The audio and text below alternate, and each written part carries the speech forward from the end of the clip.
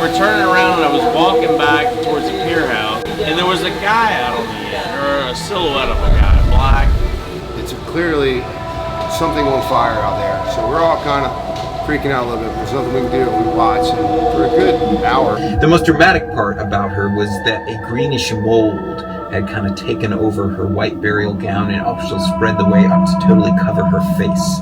And they were horrified by this sight, so they quickly put the lid back on the casket.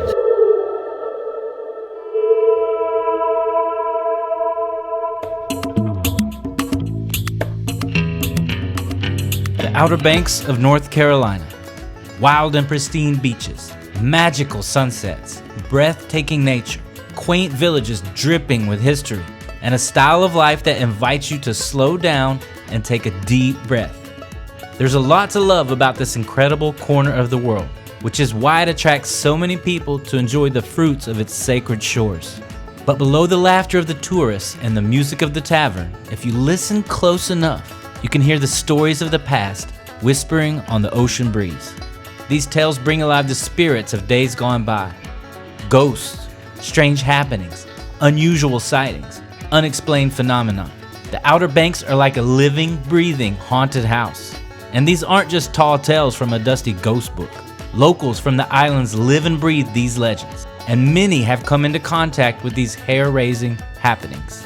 Whatever is going on, the Outer Banks seem to be a magnet for the supernatural. And it's no surprise, given the history as the graveyard of the Atlantic and providing a home to such mystical figures like the pirate Blackbeard. In this episode of Banjo Earth, we set out to hear it straight from the horse's mouth, firsthand from the locals who have direct experience with the spookier side of North Carolina's Outer Banks.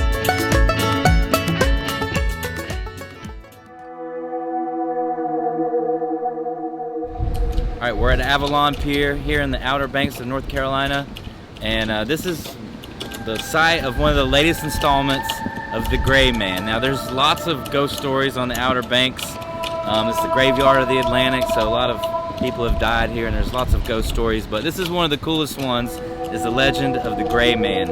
And what happens is, whenever there's a hurricane coming or a bad storm, a lot of people will see this shadowy figure kind of walking around, and he's always appears right before a big hurricane or storm comes. And the legend has it that he's a warning people of the incoming weather. And it just so turns out, if you see the Greyman before the hurricane gets here, then you're likely to be spared. It was saw here right before Hurricane Florence, and Hurricane Florence just took a turn and went the other way. So there's great footage of the Greyman from this very pier right here. So let's go check it out and take a look around.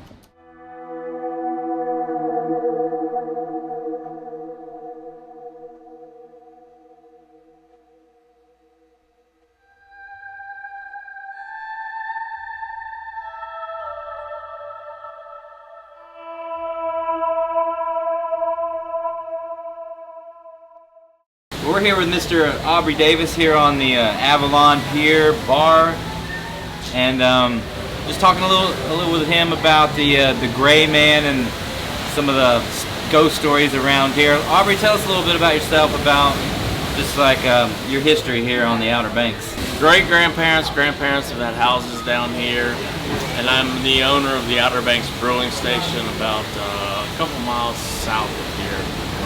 Yeah, so how long have you been coming here onto the Outer Banks? Oh, my whole life. Yeah. So you live here now? Yes. Yeah. And so the story of the Greyman. What have you heard about the legend, and what's that story all about? I don't know. It goes back the last century, early 1900s, I guess, and sighted from Hatteras up to here, I guess, is what I've heard.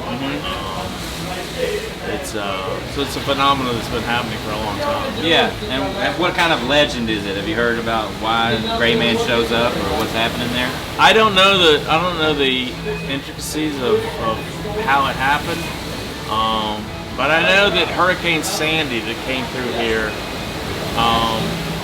turned into Superstorm Sandy. Yeah. I was out on the pier the night before it hit, and I was by myself. Well, I was out there with my wife. My wife left because it was blowing and spitting rain. And I remember turning around and I was walking back towards the pier house, and I turned back around because I was hoping, I was saying, God, don't take the pier. Yeah. Because this pier's been around since 1958. Wow. And it survived a bunch of storms. And there was a guy out on the end, or a silhouette of a guy, black, not like so much gray, but there was a guy on the end of the pier. I was like, wow, how did he get past me?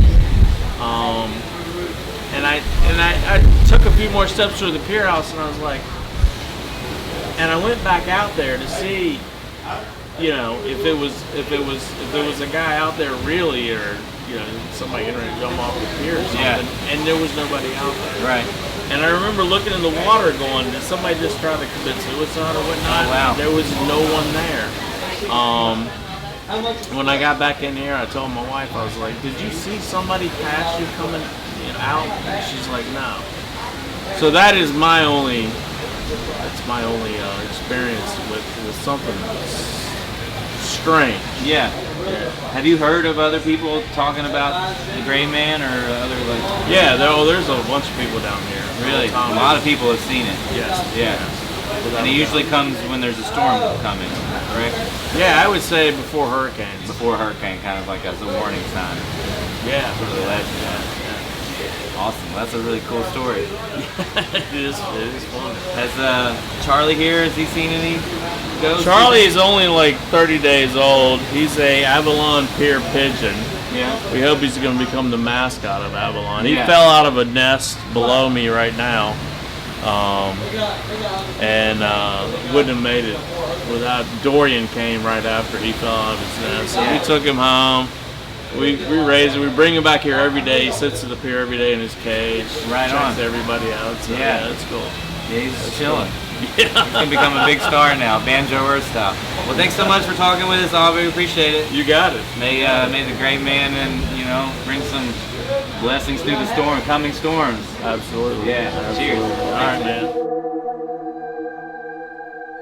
Here with Ben Cobb, here at the Avalon Pier Bar, and we just met him. He's in the fire department. The Hatteras Fire Department? I work with Kill Devil Hills Fire Department. Kill Devil Hills. And he was telling us about a really cool ghost story. It's called the Ocracoke ship fire, right? Yeah, actually the flaming ship. The Ocracoke flaming Ocracoke. ship. So tell us a little bit about this legend and your experience with it. All right, so as a kid, I read a story from a book called The Outer Banks Mysteries and Seaside Stories, and it was a great book. It had several different stories that all had a little bit of truth behind them, and and some story. But one caught my attention, and but nothing more remarkable than the rest. But fast forward about 15 years later, we're sitting on the beach one night at Hatteras Inlet, and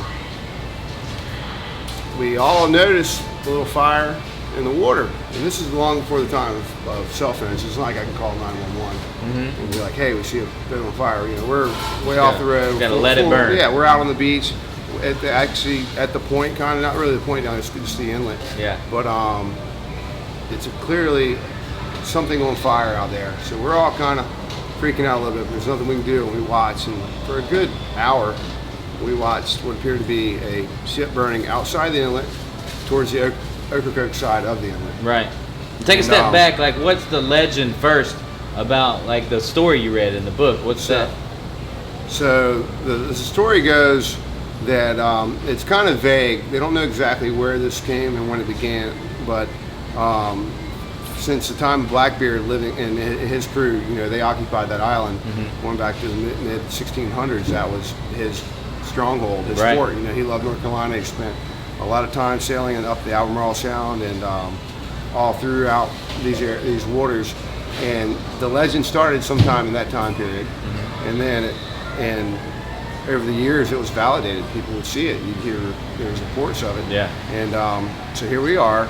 This is probably like 1996, 97, down there, and we're young teenagers and free. We can drive now. We're out there on the beach, and we see this boat on fire. So another guy in the crowd speaks up, and he's like, "That's the flaming sip of Ocracoke." And I'm like, "I've heard this story. I read it in the book." Wow. Yeah. And we're like, whoa, all right. And so now we're both trying to, rekindle each other's memory. But what was unique about that night, it was on the new moon in September. Right. And over the years, for the last 300 years, it's all or more, it's been Happens on the new moon in September, and that was about the time of the year we were down there. And it was a calm night, dead calm water. Yeah. And the story that I remember reading said that that night it was very calm, so it didn't make sense why there would be a ship in distress, Yeah. which gets caught on fire. Right. So was it they like think it out had in something to do with piracy? Yeah. Maybe it did, maybe it didn't. Nobody knows. Was it out in the middle of the ocean? Yes, out in the ocean, Yeah. outside the inlet, towards the Ocracoke side. Right. It's from our vantage point where we were that night, but was absolutely off of Ocracoke. Yeah. And how far out we couldn't tell. Perception is pretty hard, difficult Yeah. to determine during the day, let alone at night. So. And to be a future member of the fire department, it had to be a little bit alarming for you, especially to see a fire out in the middle of the ocean. Yeah, well, it's in my blood. My father, I came from a family of firemen, so yes. Oh, cool. Okay. Fire's always been, so I see something on fire, it's like I have that instinct to just want to go out there Yeah. and help and put it out. Awesome. And like I said, that night when we first saw it, we were all kind of freaking out that there's so much boat on fire out there, and there's nothing we could do. We didn't have cell phones back then, and we were pretty far away from any payphone. But as we sat there, we watched it dwindle out. But the thing was, there was nothing in the news. Yeah, no news stories, reports, or anything. Absolutely zero about that. And so, as time went on, it just became more, seemed more real to me. And I'm like, all right, there's something to this. Like, and then that's the flaming ship of Ocracoke. Went back and reread the story, and it's like, I saw that. Yeah, that's awesome. I witnessed it. Yeah, that's a great story. There's one about a green ghost of Howard Street, which Howard Street is the street that we're on right now. And the Methodist Church in the olden days used to be actually on Howard Street. And there was a reverend that came in the late 1800s named Reverend White. And he fell in love with a young gal in the community, Lorena Howard. And they got married. And after the birth of their third child, Lorena got sick and died. And he wanted to bury her next to the church instead of the Howard family cemetery, which was where she would normally have been buried with the family. So she was buried next to the church, and that was all well and good. Only about 3 years after she was buried, the Reverend also got sick, and he died. At that point, he'd been adopted basically by the Howard family. And so they decided they wanted to bury him in the Howard cemetery, and they knew if they were going to do that, they would have to dig up Lorena Howard and bury her there. And that task was given to Homer Howard, Lorena's brother. So he and some friends went and they dug up the casket and they carried it up Howard Street. And about halfway up, they set it down for a rest. And that's when he got this idea that he wanted to see his sister one more time before they put her back in the new gravesite. So he ran and got a hammer and a pry bar. I don't know why the family didn't stop him, but before had a chance, he pried open the lid and they all peeked in. And in the time since she had been buried, her hair had grown to be all scraggly, and of course, her face had turned kind of a parchment, and her lips had been drawn back from her yellowing teeth. But the most dramatic part about her was that a greenish mold had kind of taken over her white burial gown and also spread the way up to totally cover her face.